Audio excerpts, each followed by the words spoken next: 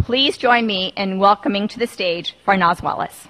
The global economy is shifting at a lightning pace.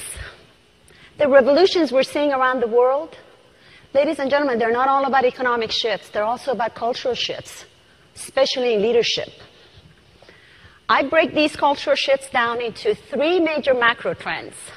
Number one, the new and shifting roles of women. Number two, the new values and ideological power of the youth culture. And number three, the growth and influence of the multicultural societies and consumers.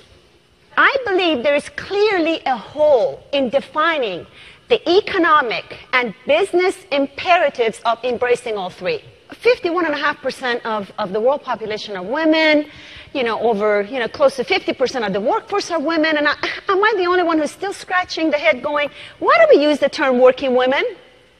Why don't we use the term working men? Men work, women work. I talked about the consumer buying decision, that 85% of consumer buying decisions are in the hands of women. Now, this kind of puts a different spin into this female underrepresentation in the corridors of power, doesn't it? Gen Y, I often refer to them as the Harry Potter generation, because they personally feel responsible to make a difference in the world. They're not just tech-savvy and educated and very diverse, but they believe change is mandatory and they expect it to be meaningful. They don't trust corporate America or advertising. They believe in transparency, authenticity, social responsibility, speed, and mobility. Understanding this generation goes far beyond integrating technology in your everyday business practices. Hispanics, Asians, and multiracial children accounted for all of the U.S. under-18 population growth, all of it in the last decade. Multiracial children accounted for the highest growth in this country, and mostly because interracial marriages have almost tripled since the 80s.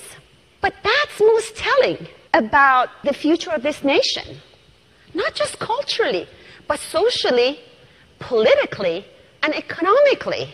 This is not a segmentation analysis you allocate a budget for, because it is no longer about demographics and segmentation. It is about needs, values, and causes. A new world leader must know that it is time for a partnership society where neither half of humanity is ranked over the other, nor diversity equated with inferiority or superiority.